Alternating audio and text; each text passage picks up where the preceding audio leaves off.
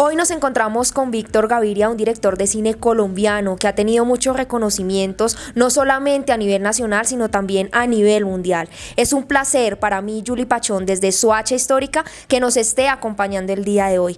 Maestro, director, bienvenido. Julie, muchas gracias de estar acá. Te quiero preguntar, ¿quién es Víctor Gaviria como director de cine y como ser humano? Pues como ser humano, pues soy un hijo de un médico, de una familia de 8 hijos, que escuché de niño muchas historias antioqueñas. De mi papá, era muy buen narrador. Vivimos en un pueblo muy lejano de Medellín, que se llama Liborina, y desde niño me encantaron las historias paisas. Mi papá nos comunicó como esa idea de leer. Luego, cuando entro a la universidad, empiezo como a escribir poesía con un hermano mío. Tengo unos amigos míos, poetas, profesores de la universidad, y me enamoro del arte. Perfecto, y es que tiene una trayectoria innumerable, teniendo en cuenta que el proceso de una película comienza años atrás, antes de la producción de la misma.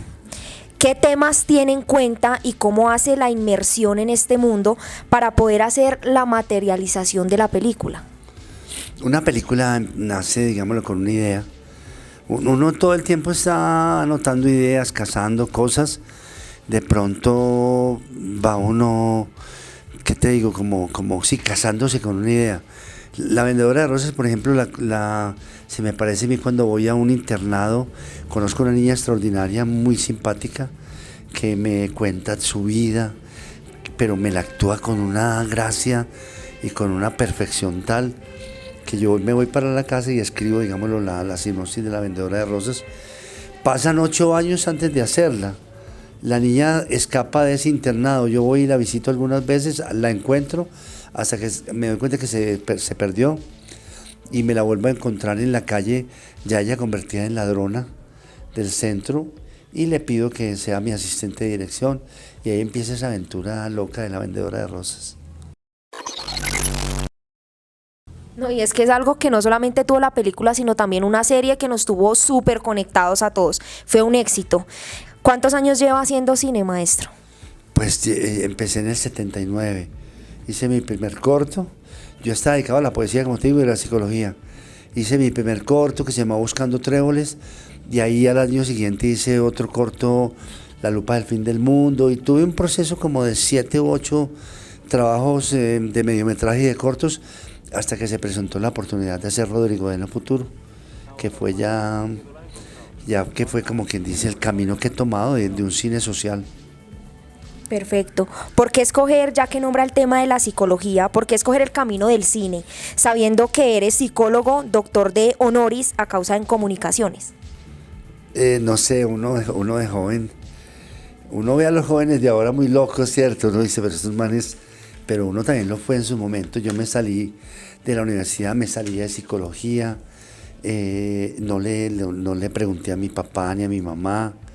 De un momento a otro dejé de ir a la universidad y me iba para la casa de un amigo sacerdote que era crítico de cine, y que no sé por qué él era como la universidad de nosotros. Todos los días, 2 de la tarde, ponle tú, éramos 5 o 6 muchachos a conversar con él, y él estaba muy solo, era un escritor, pues escribía todos los domingos en El Colombiano, pero yo no sé si es que estaba muy solo y también porque él quería hacer cine. Él no solamente quería escribir sobre cine, sino... Entonces Luis Alberto Álvarez fue la universidad para nosotros, y nos parecía que estábamos haciendo todo bien, y una locura. Yo por ahí me he encontrado con gente que me dice que mi papá, digámoslo, comentaba que estaba muy preocupado con mi decisión de hacer cine. Pero bueno, una decisión bastante compleja para esos años, sabiendo que el tema muy estricto de salirse de la universidad. Maestro, hay una película que personalmente me ha impactado mucho y quiero saber en qué se basa usted para ser La mujer del animal. Una película con escenas y un lenguaje bastante fuerte. Pues conozco una señora que le dicen La mujer del animal, porque su marido, entre comillas, la que la raptó y que decidió que iba a ser su mujer y todo eso sin consultarle, le decían el animal, entonces ella quedó como la mujer del animal.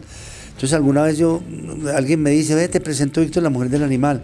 Entonces yo la entrevisto y ella me cuenta su historia rápidamente. Y a pesar de que habíamos ido, digámoslo, a hacer un documental para otra cosa, yo me quedé pensando en esa historia y te lo digo, ponle 2 o 3 meses, la llamé y le dije, doña Margarita, yo necesito hablar con usted. Su historia me parece muy interesante, quiero hacer una película sobre usted. Y tomé esa decisión, me pareció que, no sé por qué, una decisión muy difícil, porque la película hizo que muchos amigos de pronto no estuvieran conformes con hacerla. Me ayudaban, digámoslo, porque me habían ayudado siempre y porque me estaban dando el beneficio de la duda, pero siempre encontré mucha resistencia. Mucha resistencia. Afortunadamente, incluso cuando salió la película, también una resistencia enorme, y un repudio y un rechazo de mucha gente. Me sentí en un momento dado como muy fracasado, pero la película, digámoslo, ha tenido un desenvolvimiento. O sea, la juventud la ha visto, las mujeres la han visto, las señoras la han visto, las psicólogas me invitan cada rato, digamos, los psicólogas y psicoanalistas a colectivos de contra el maltrato de género y demás. O sea, la película ha ido evolucionando y me ha ido dando también muchas cosas buenas.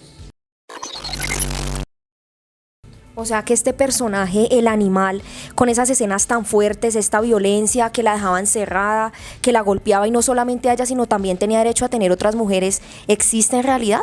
Sí, existió.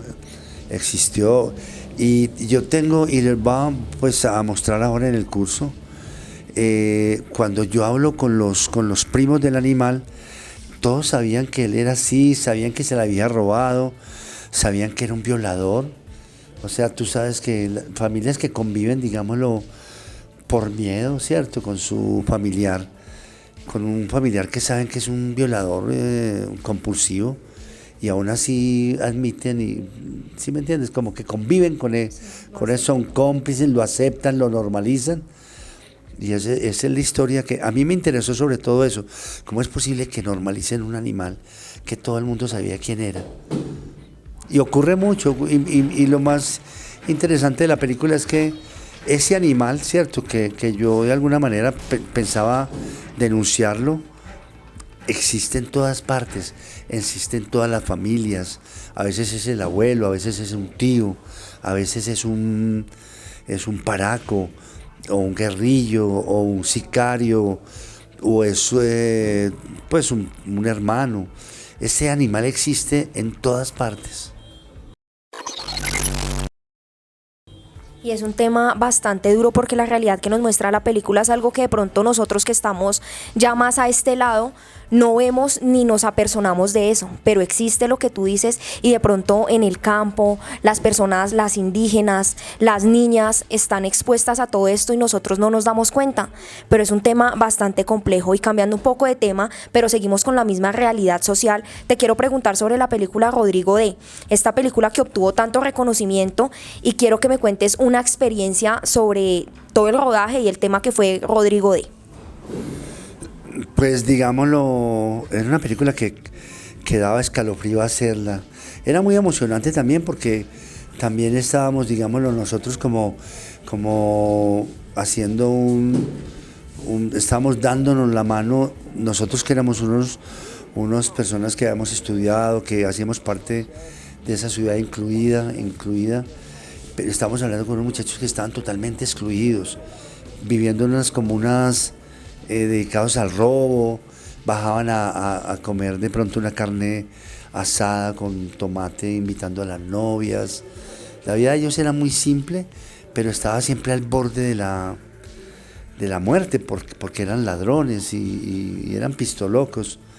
Fue muy emocionante hacer la película, pero daba mucho miedo. Te digo que, por ejemplo, los actores muchas veces, cuando eran secuencias, digámoslo, donde intervenían motos, era complicadísimo, porque ellos no se podían alejar del set, porque ahí mismo cualquier patrulla de la policía los detenía, porque ellos tenían el olor, digámoslo, del que estaba fuera de la ley. pues del delincuente. Entonces estar con ellos, eran pelados que uno les notaba que estaban fuera de la sociedad, que estaban pues en resistencia, que eran unos atracadores, unos locos. Entonces esa convivencia con ellas fue muy hermosa.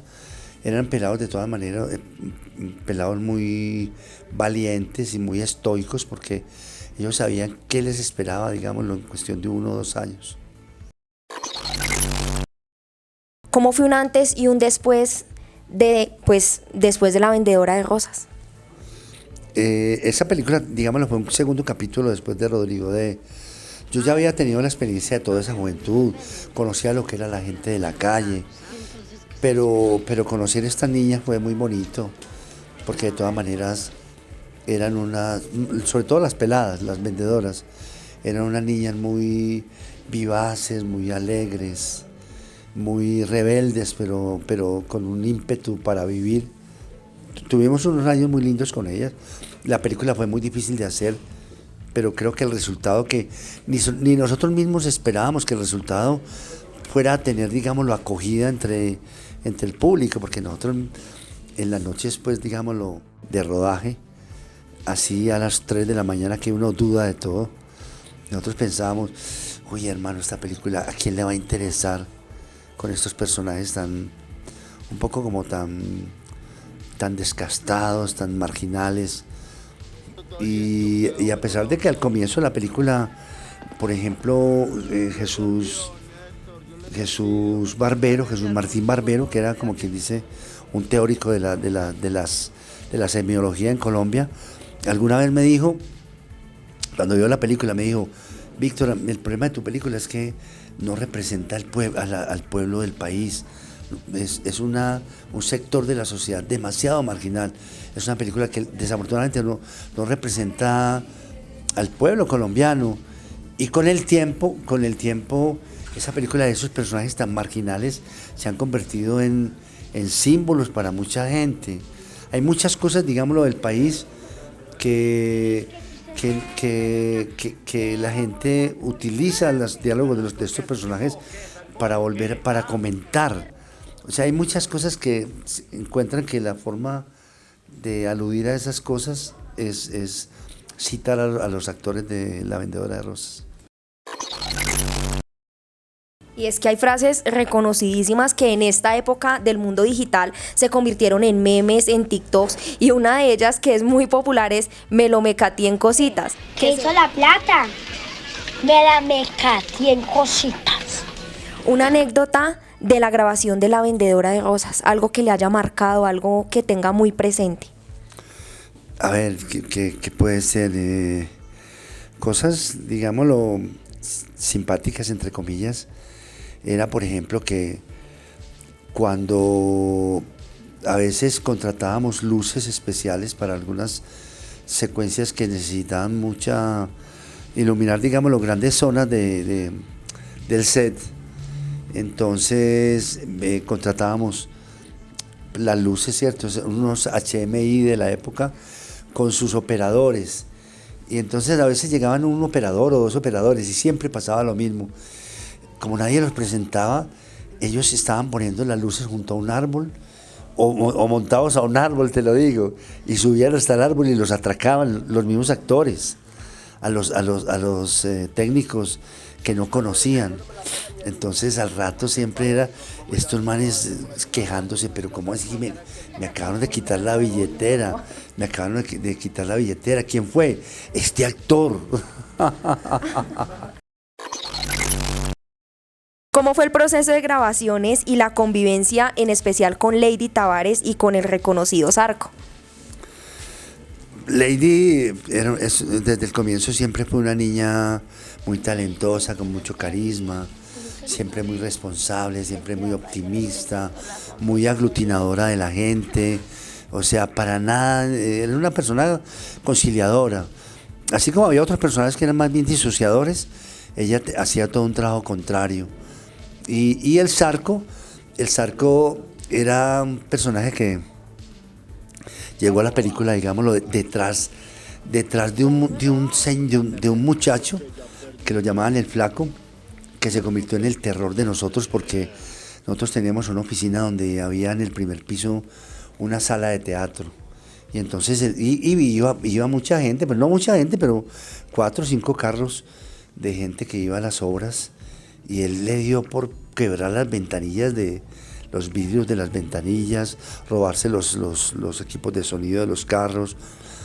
Y a pesar de eso entraba a ver las obras, pero no a verlas, sino que él entraba mientras estaban los actores actuando, él entraba ensimismado, yo no sé si era que no entendía que estaban en una obra y atravesaba por toda la escena, todos los actores se quedaban así quietos, la obra se paraba, él miraba y volvía a salir y ya la gente quedaba paralizada, porque era un tipo muy peligroso, había ya tenido 2 momentos, yo no los vi, pero había matado a una persona en la esquina, había matado a un muchacho también por ahí cerca de la oficina. Y nosotros, llegó un momento en donde yo me lo encontré en una escalera de la oficina y yo ya sabía que el hombre, me dijeron que que el hombre era aterrador. Entonces yo lo único que le dije cuando lo encontré le dije que si quería ser actor de la película. Y entonces el hombre me dijo que sí. Y entonces empezó a ensayar y todo. Pero en esos días le hicieron un atentado, lo llevaron para el hospital y no volvió. Entonces el Zarco, que era su amigo, ahí mismo saltó y me dijo, Víctor, ¿por qué no me da la oportunidad que yo reemplazo al flaco? Entonces el Zarco entró reemplazando a un monstruo. Pero obviamente el Zarco era muy distinto, el Zarco era un tipo muy querido, lleno también muy consciente de que quería actuar en la película y muy emocionado de que él quería ser actor y lo tomaba muy en serio. Y nos pudimos dar cuenta todos porque llegó lejísimos, incluso acompañarte hasta el Festival de Cannes, pues con Lady. Y fue algo conmemorativo y que fue la pérdida también muy dura y muy impactante para todo un país. ¿Qué expectativas tiene aquí en Soacha? Y estamos con el Código X, que es como el proyecto que también nos ha hecho venir y organizar el taller. Y estamos emocionados en contar la historia del Código X, que es la historia de Pocho y sus amigos. Es la historia de unos locos allí que yo creo que va a resultar muy interesante. Maestro, y para finalizar, un agradecimiento muy especial desde el equipo de Soacha Histórica, y quiero que le deje un mensaje y un saludo muy especial a todas estas personas soachunas que lo están viendo y a todas las personas que se conectan aquí desde Soacha Histórica. Bueno, no, un placer y un honor estar en este espacio de Soacha Histórica. Me parece que los he visto trabajar, sé lo que significan, sé lo que significa el equipo, Néstor, y un abrazo muy grande y gracias por hacerme parte de Soacha Histórica. Y el mensaje que les doy a todos es que no sé, si hay un lugar en donde uno de alguna manera puede obtener respuestas y un poco de paz a las preguntas de la vida, es la historia. La historia, y yo creo que es lo que ustedes hacen y lo que le dan a todos estos amigos de Soacha Histórica. Un saludo muy especial a todas las personas que están conectadas desde Soacha Histórica. Recuerden que les habló Julie Pachón con el director de cine Víctor Gaviria y nos vemos en la próxima.